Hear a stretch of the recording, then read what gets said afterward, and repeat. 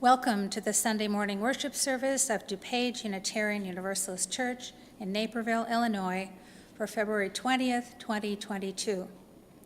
As Unitarian Universalists, we hold that there are many paths to truth and meaning, and we support one another on our spiritual and religious journeys. Whether you are a member or friend of this congregation or have recently discovered us, we are glad that you are with us this morning. I'm Reverend Connie Grant, minister of this congregation.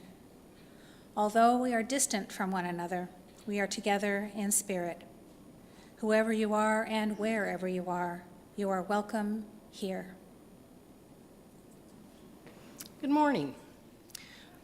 I'm Katie Hay, a member of this congregation, the clerk on your board of trustees, and the worship associate for today's service.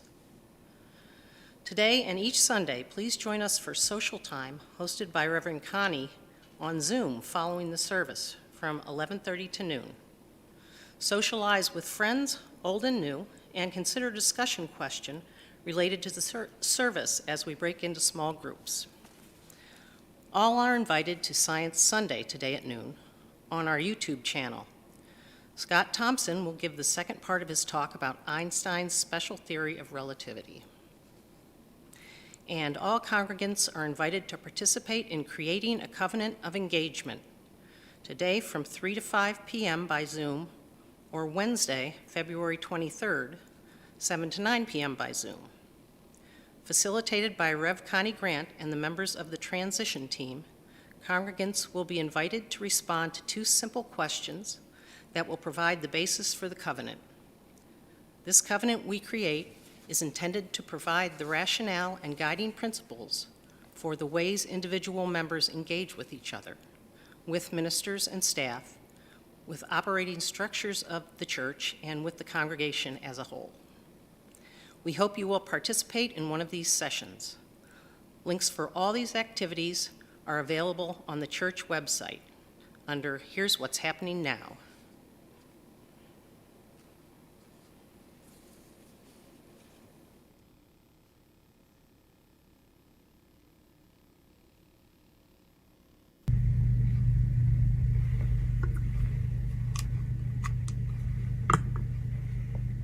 For the wonder and inspiration ye seek from the sun and stars, and all the lights of the heavens, we light this chalice.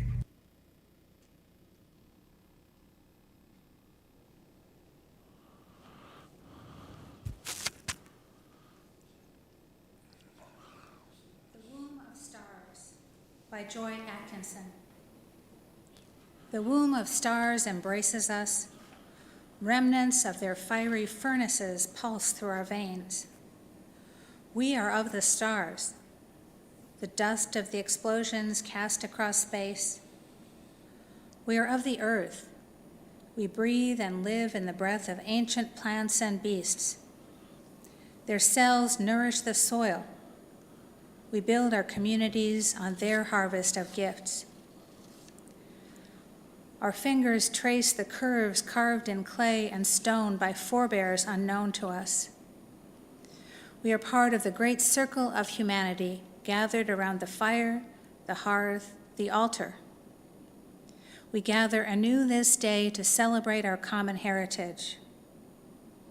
May we recall in gratitude all that has given us birth.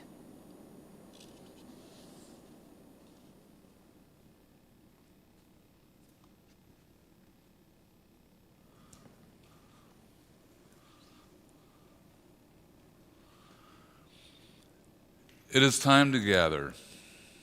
In honor of Charles Darwin's birthday last week, I have a story about evolution.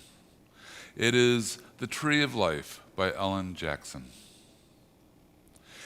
In the beginning days of the earth, all was silence. Lightning and thunder crashed from the cloudy sky, but there were no ears to hear it. Torrents of rain splashed to the ground, flowing into rivers, lakes, and oceans, but there were no eyes to see it. Nothing green grew on the craggy gray earth. No flickering fish swam into the empty seas. The earth was a vast, rocky land waiting to feel the first breath of life.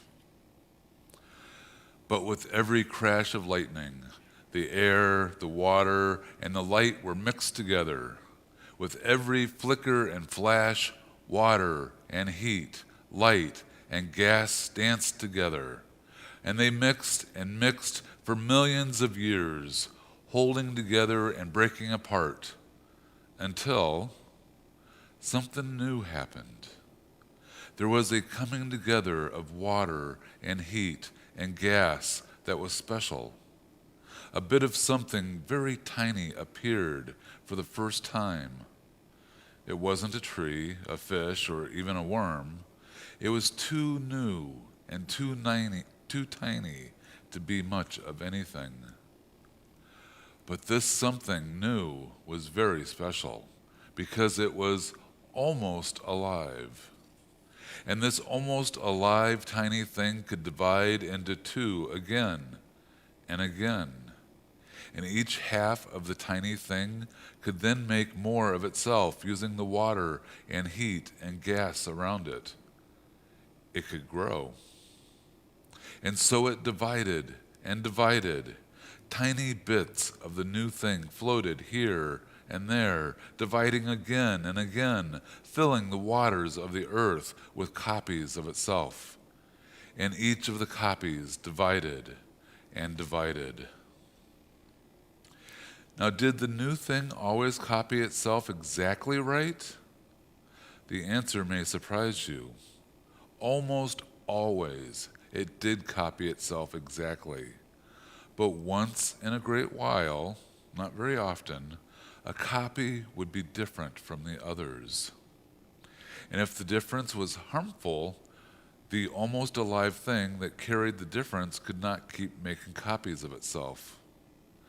But maybe the difference made it too slow, or too fast, or too sticky, or too smooth, and it would die or fail to reproduce. But some differences were helpful or good. A good difference would make the new, almost alive copy better in some way. Maybe it could survive in colder water or divide more quickly. And then the new copies that had the good difference would be better at surviving. More and more of them would come into the world, and more of them would survive. Millions of years went by, and the tiny, almost alive thing made copies that made copies that made copies. A rainbow of beginning to be life forms spread outward through the oceans. And after millions of years, the new life forms were bigger and better than ever before. Many good differences had occurred, and the tiny things that were changing and evolving passed these good differences on when they copied themselves. And many wonderful new kinds of aliveness appeared in the world. Living things swam in the waters of the oceans. At first, these living things were only tiny, microscopic bits. But as the copying and reproducing continued, bigger animals began to appear. Shellfish, jellyfish, and worms came first, followed by the fish.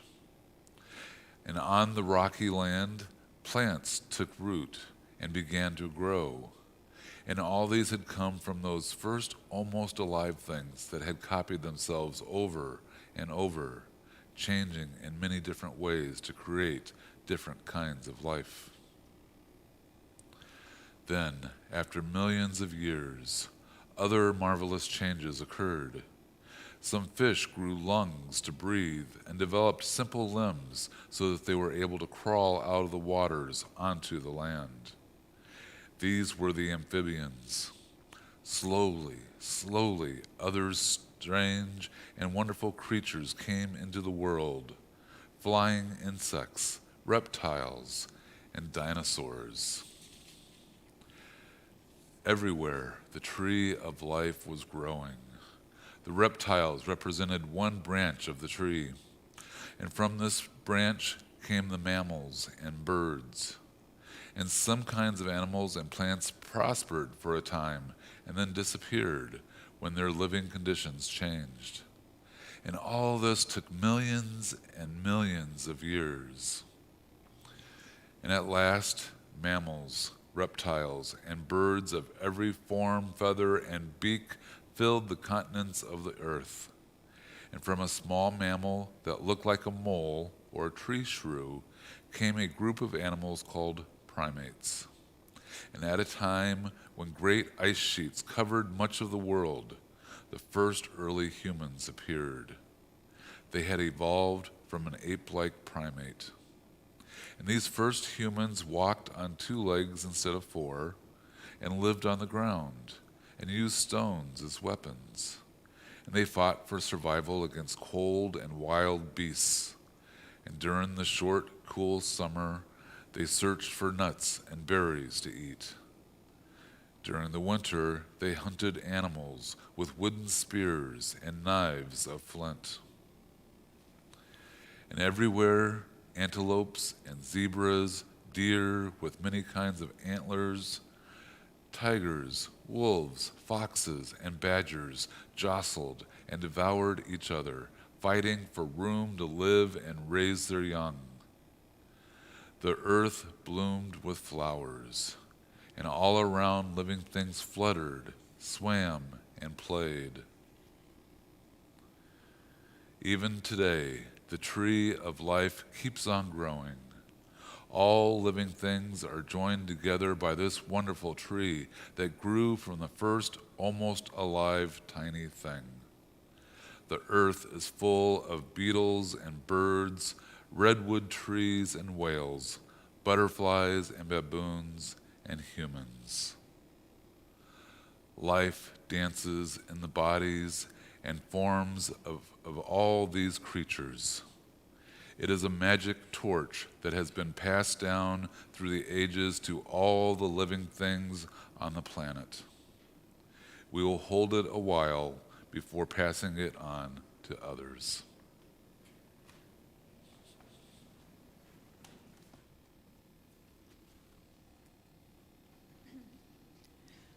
Please join us in our song of affirmation.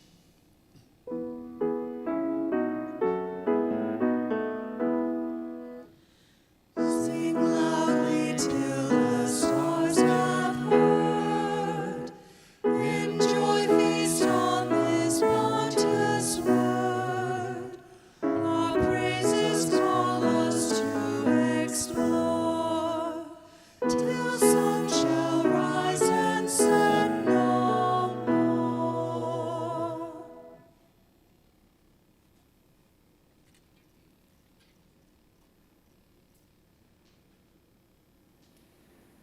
Hi, I'm Jim Wharton, and I've been asked to say a few words during our 2022 stewardship campaign.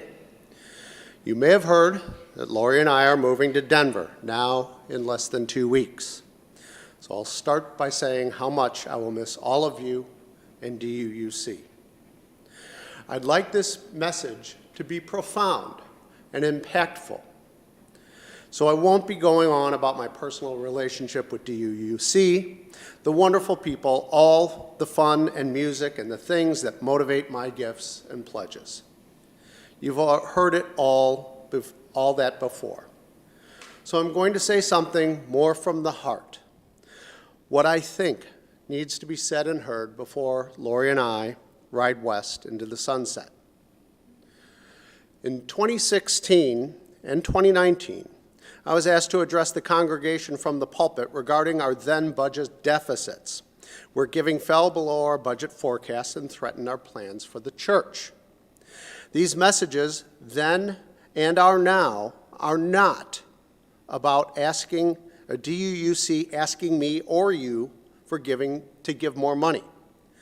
It might help to share where my stewardship journey began. In my previous church, we kicked off our first stewardship campaign inviting a guest preacher who spoke about giving. He referred to the term PSS regarding the process towards stewardship, which stands for percentage, steady, and sacrifice. DUUC provides a chart every stewardship season that shows suggested percentage giving levels based upon each member's or giving unit's income. This first perspective allows us to think in terms of what we earn, what we can afford relative to what we give in stewardship. But percentage is only one piece of the process. Steady is a simple concept. DUUC, like our homes and most businesses, need to rely on steady income to meet the steady expense demands. The degree we can transition from one-time gifts to making these part of our steady donation, part of what we're willing to give, helps. Please resist the urge to wait to step up, to help close the gap. Instead, just give all we can every year, every month, and then make and meet the commitment. Personal, steady, then sacrifice. Sacrifice is tied to percentage, and where we wander into the land of subjectivity around what everyone is willing to give, or how much are you willing to sacrifice. I have had the opportunity to look at member giving patterns and reflect where Lori and my gifts fit in. Every member has this same opportunity. I've found this eye-opening, learning a significant percentage of giving comes from the top 10% of donors, and that around 15% of the congregation does not give.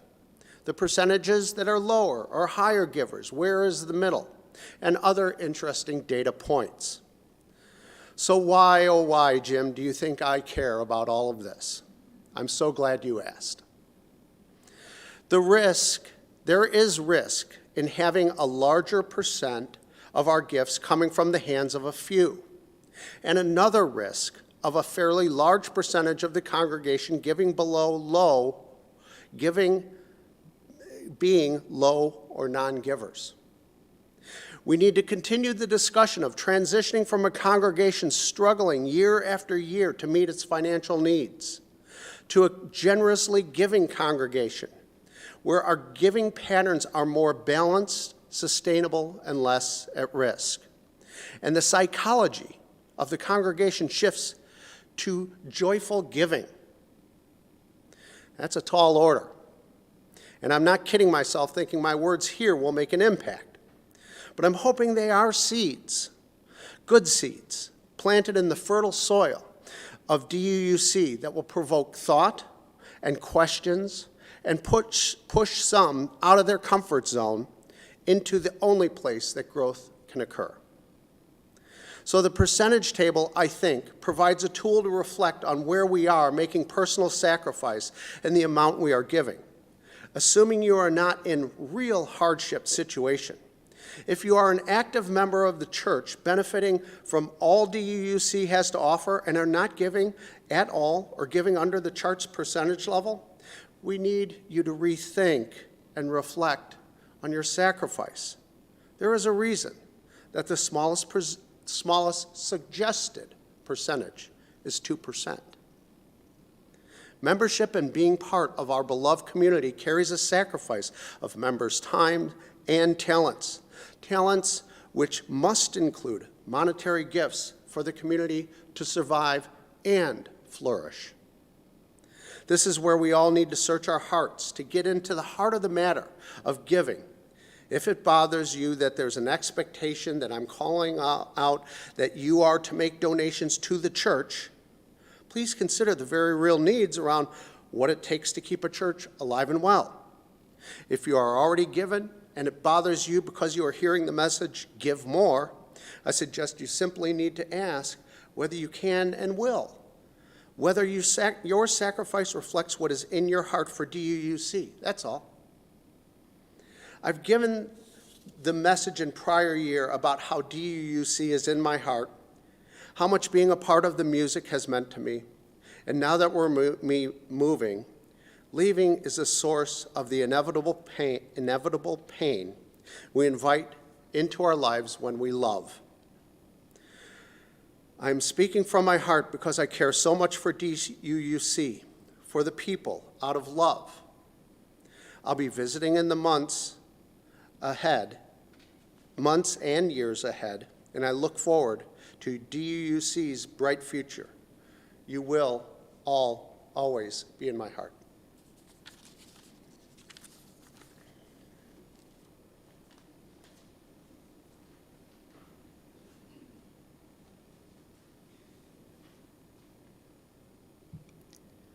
Please join us in singing hymn number 304 of Fierce Unrest.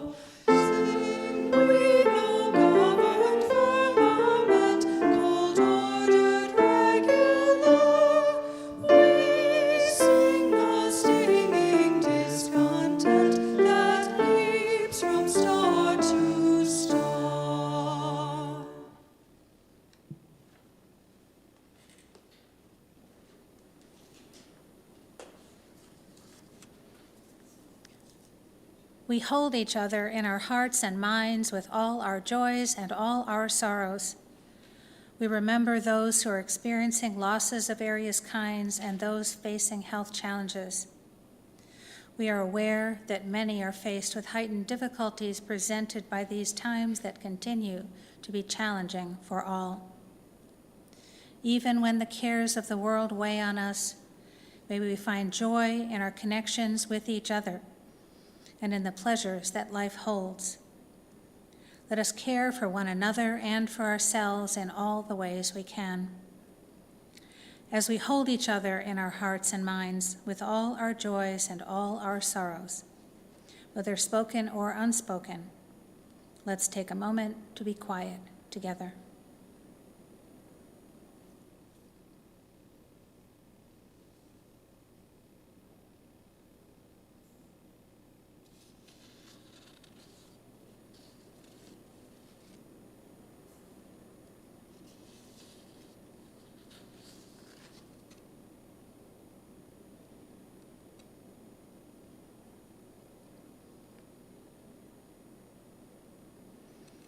Meditation on the Astral and Ancestral by Jessica Rodelas. Ashes to ashes, dust to dust, we are descended from stardust, gathered of galaxies, created of carbon. From the first tremblings of a vibrant planet, we evolved. We carry the memory of the cosmos, the evolution of our cousins, the encoding of our kin, the adaptations of our cultures. From planet to people, Our lives matter only as much as we mean to make it so. And it is infinitely, possibly, probably so. From the plan and planes of the astral and ancestral, we transformed and are transforming still.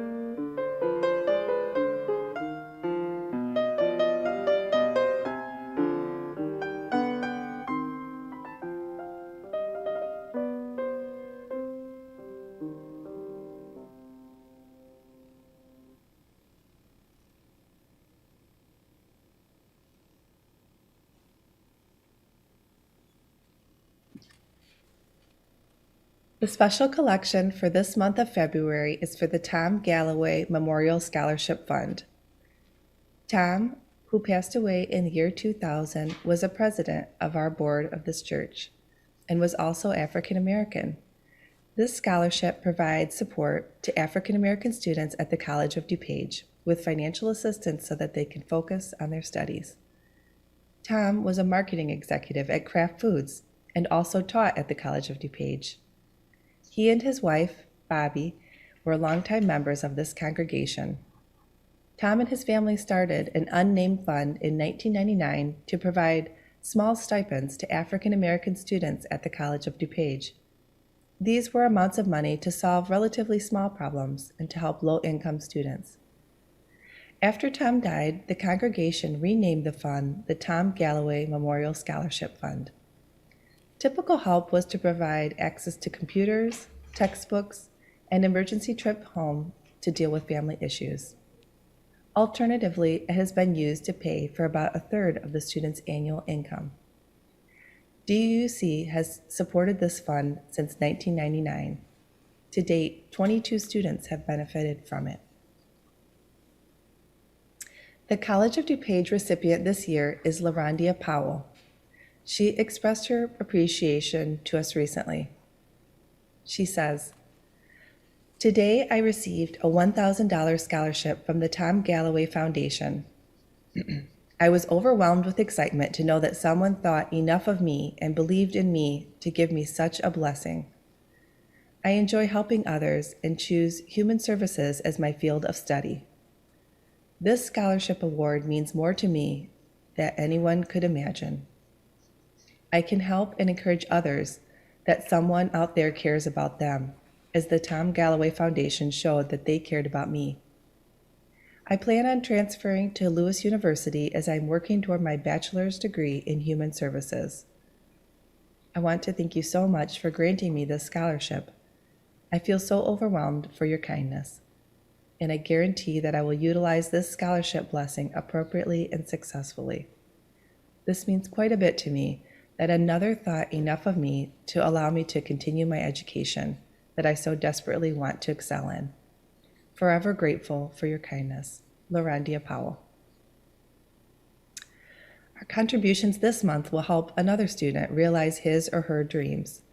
Thank you in advance for your generosity to one of our special collections, one that's directly aligned with our church history, our values, and our positive impacts in the people in our wider community. Thank you. Donations to support the Tom Galloway Scholarship Fund and DuPage Unitarian Universalist Church can be made through the church website or by mailing a check to the church office. Contributions are given and received in a spirit of generosity and gratitude.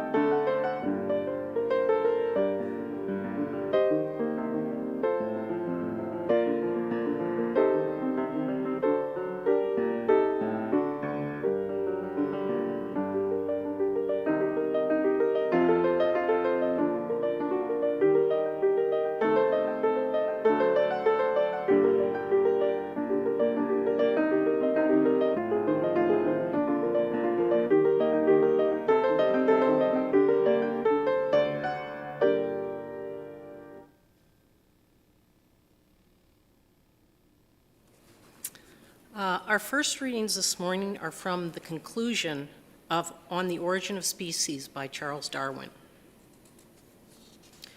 It is interesting to contemplate an entangled bank, clothed with many plants of many kinds, with birds singing on the bushes, with various insects flitting about, and with worms crawling through the damp earth, and to reflect that these elaborately constructed forms, so different from each other and dependent on each other in so complex a manner, have all been produced by laws acting around us.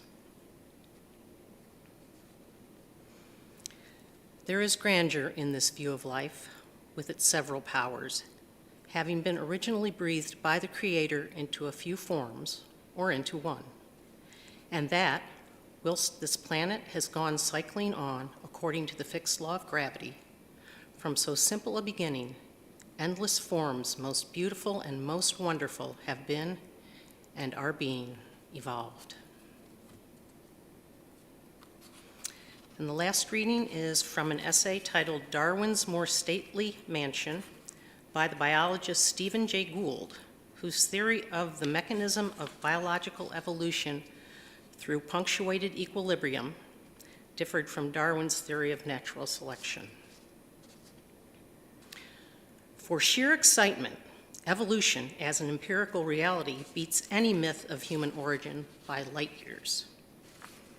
A genealogical nexus stretching back nearly 4 billion years and now ranging from bacteria in rocks several miles under the Earth's surface to the tip of the highest redwood tree to human footprints on the moon. Can any tale of Zeus or Wotan top this? When truth value and visceral thrill thus combine, then indeed, as Darwin stated in closing his great book, there is grandeur in this view of life.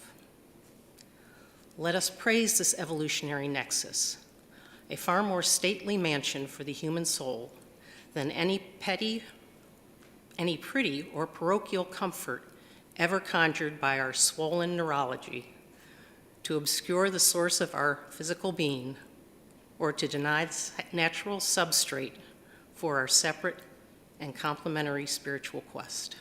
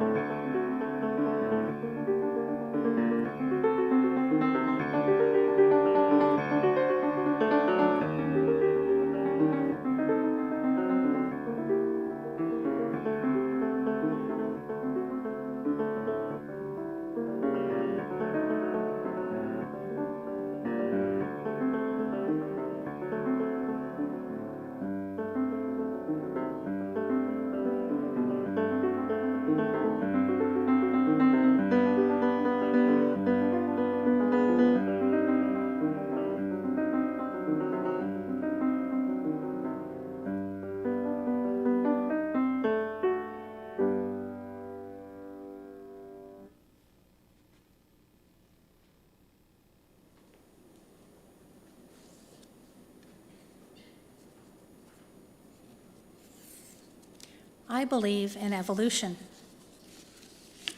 Perhaps that's not a newsflash. Perhaps you think that evolution is a theory, the same way that gravity is a theory. And yes, evolution is a theory just the way gravity is a theory. Whether or not we fully understand how it works is a fundamental property of how the universe works. In an 1897 sermon titled "The Theory of the World," Unitarian minister Mino Judson Savage wrote, "The theory of evolution stands the very highest test of a good theory. That is, it takes into itself, accounts for, and adjusts almost every known fact. While there is not one single fact known that makes it unreasonable for a person to be an evolutionist. The theory is simply this, that the whole universe, suns, planets, moons, our earth, and every form of life upon it, vegetable and animal, up to humans, together with all our civilization, has developed from a primitive fire mist or nebulae that once filled all the space now occupied by the worlds, and that this development has been according to laws and methods and forces still active and working about us today. It calls in no unknown agency. It does not offer to explain a natural fact by a miracle, which only deepens the mystery it attempts to solve. It says, I accept and ask for only the forces that are going on right before my eyes, and with these I will explain the visible universe." Paleontologist and science writer Stephen Jay Gould held a theory about the mechanism for evolution that was different from Darwin's theory about natural selection. And Gould's theory has been discredited.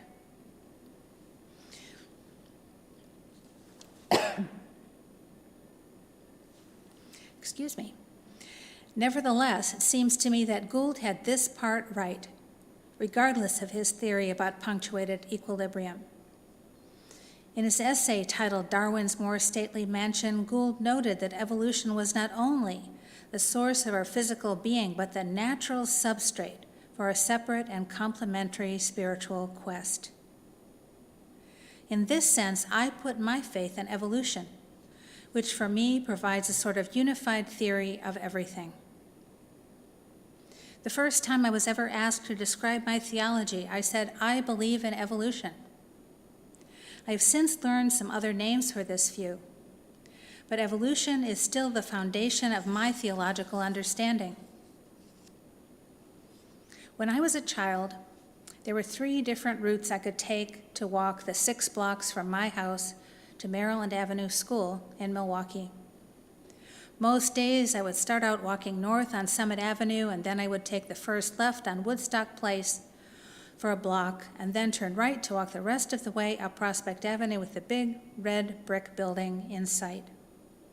Or I could walk all the way up Summit Avenue before taking the third left on Ivanhoe, and then turning right on Prospect with only 2 more blocks to go. And sometimes for variety, I'd walk 2 blocks up to Summit Avenue to Kenilworth Place and turn right to take the last 3 blocks on Prospect. One morning, when I must have been about 9 or 10, it occurred to me to wonder whether it actually made a difference which way I went. I wondered whether a small change in a detail of everyday life would affect everything that came after. It occurred to me that there might be a different outcome to my day or my life or maybe everything else in the whole universe, depending on which route I took to school that morning. Now, I don't mean to say that I stood on the corner hesitating, trying to decide which way to go. Nevertheless, I wondered how things might be different, depending on which way I went. This wasn't as simple as knowing I might meet someone I knew or maybe trip over the curb and skin my knees, which I seem to do with some frequency, depending on which route I had chosen. This idea I had as a child was more cosmic sense of cause and effect, a sense that somehow one small difference could end up making all the difference in the world. For a time, I had forgotten about this childish wondering. But I have realized that this idea that everything affects everything else is a fundamental part of my sense of how things work. Everything else I have learned since has confirmed and enlarged this understanding. For me, this is the interdependent web of existence operating on every level, from the mundane to the cosmic. When I first heard about chaos theory, the idea that a butterfly wing flapping in one part of the world can result in a hurricane in another part of the world, I said to myself, yes, that's what I meant. For me, this is closely related to the thinking of process theology. In the classic process thought of Alfred North Whitehead, existence is conceived of as a series of infinitesimally minute events, each of which influences all succeeding events. Past experience is embodied in the present. Present experience will be embodied in the future. All things are influenced by all past events, and thus all things are interrelated and interdependent. Whitehead writes of causal efficacy, which one analyst of Whitehead's work describes as our consciousness of the world begetting us and our ability to change the world, if ever so slightly, by changing a portion of it. Further, however back or far ahead we look, all experienced or anticipated events are relational and interconnected. And from this perspective, nothing can be experienced or imagined in total isolation. During these 2 years of pandemic, there have been times when we have needed to be physically isolated to protect others and to protect ourselves. Yet we have always been connected to each other. Regardless of the actual circumstances, why do we sometimes feel or think or imagine ourselves to be isolated? Perhaps because we fear losing our individuality, our autonomy, our independence. To children, maturity looks like independence.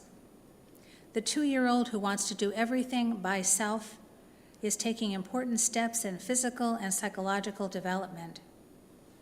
After all, an infant is completely dependent upon its caretakers and must learn to separate itself in order to develop and grow. It is sometimes tempting to imagine human development as a continuum of increasing independence, a ladder of increasing maturity. In his book, The Evolving Self, developmental theorist Robert Kegan provides an alternate model. Rather than a ladder, Kegan uses a helical evolutionary model of human development.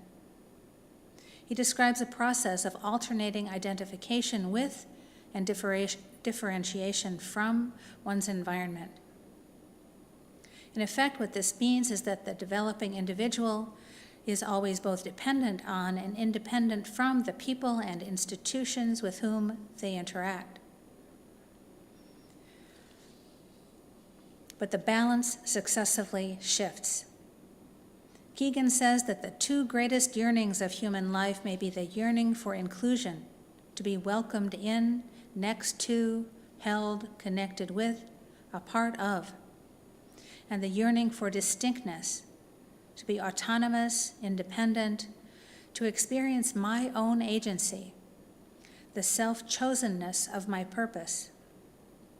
These yearnings, Kegan says, are in obvious tension, and the history of development is a succession of temporary resolutions in favor first of one side, then the other. And thus, as we develop from infancy to childhood to adolescence to adulthood, we find that the balances we achieve along the way don't work for us anymore, and we must move on. One first rejects one's own dependence in favor of independence, then rejects one's own independence in favor of dependence, and so on. Yet all along we are both embedded in and differentiated from the community of which we are a part. For Kegan, the ultimate in development is the achievement and acceptance of that balance between dependence and independence. Kegan describes this balance as the ability to be interdependent rather than counter-dependently independent. I call this kind of interdependence a relational individuality, which recognizes both our need for autonomy and our need for community. Relational individuality is a kind of self-reliance combined with other reliance. Self-regard combined with other regard, which recognizes that we are incomplete without our relationships with others. On the personal level and on the societal level, we are dependent on others just as they are dependent on us. I find this a comfort as well as challenge. We are comforted when we know that there are others upon whom we can rely. We are challenged when we know that there are others who rely upon us. Our wholeness and the wholeness of society is founded upon interdependent relationships. Our individuality is fulfilled in relationship. In his Nobel Prize acceptance speech, Martin Luther King affirmed that all people are interdependent. Every nation is an heir of a vast treasury of ideas and labor to which both the living and the dead of all nations have contributed. Whether we realize it or not, each of us lives eternally in the red. In a real sense, King affirmed, all life is interrelated. The agony of the poor impoverishes the rich. The betterment of the poor enriches the rich. We are inevitably our sibling's keeper because we are our sibling's sibling. Whatever affects one directly affects all indirectly. In his book, Thank God for Evolution, Michael Dowd writes, "How do we envision and relate to the life journey yet to come? Like it or not, our technologically powerful species is responsible not only for its own fate, but also for how the odyssey of evolution will continue to unfold on this planet. How will our descendants living 10,000 years hence, a half hour from now on the 100-year time scale, how will they tell the story of our times? Will there even be a human expression of Earth in 10,000 years? If our lineage does survive, it will not be because everyone converted to a single belief system, nor because we all got it in some spiritual or ecological awakening. The crucial factor in our success will have been that we learn to align the self-interests of individuals and groups with the well-being of the entire body of life." End quote. Our history as human beings teaches us that we have the capacity to do this. As a species, we have adapted to changing conditions, to change and thrive as circumstances have required us to do. I once equated evolution with progress, and I thought that as things evolved, they would inevitably get better. Our Unitarian forebears avowed, "We believe in the fatherhood of God, the brotherhood of man, the leadership of Jesus, salvation by character, and the progress of mankind. Onward and upward forever." Unitarian minister James Freeman Clarke preached in 1886 that there is always something to look forward to, some higher attainment, some larger usefulness, some nearer communion with God. And this accords with all we see and know, with the long processes of geologic development by which the earth became fitted to be the home of humanity, with the slow ascent of organized beings from humbler to fuller life, with the progress of society from age to age. He wrote, "The one fact which is written on nature and human life is the fact of progress, and this must be accepted as the purpose of the Creator." End quote. Progress is inevitable in the sense that things move on and change over time. But onward and upward forever is not inevitable. Perhaps our cultural evolution really is more like punctuated equilibrium. Advances, plateaus, even regressions. Sometimes one step forward, 2 steps back before moving forward again. In evolutionary perspective, our efforts are founded upon the efforts of those who have gone before us, just as our efforts carry forth into the future in ways known and unknown. This is how I understand the universe works. This is my theory of evolution. Things change, things build on other things. Some things work better than others. If one way doesn't work so well, it's time to try something else. All living things are related. Everything affects everything. As religious progressives, we look to the future, refusing to be stuck in the past. We insist on moving forward. May it be so in our lives and in our world. Our hymn is number 1074, "Turn the World Around."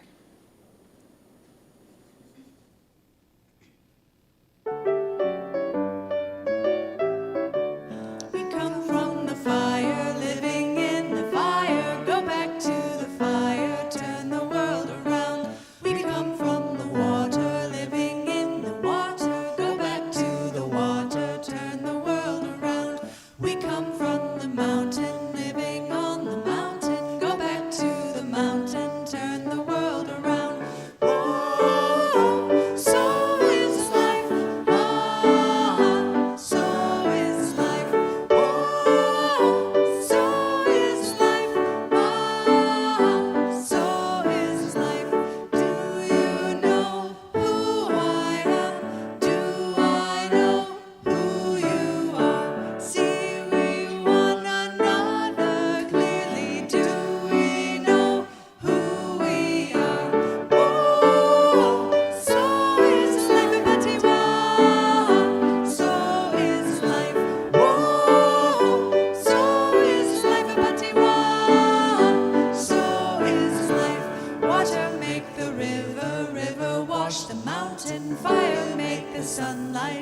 turn the world around. Heart is of the river, body is the mountain, spirit is the sunlight, turn the world around. We are of the Spirit, truly of the Spirit, only can the Spirit turn the world around. Whoa, so is this life a batiwa, ha, so is this life. Whoa, so is this life a batiwa, ha, so is this life. Whoa, so is this life a batiwa, ha, so is this life. Whoa, so is this life a batiwa, ha, so is life.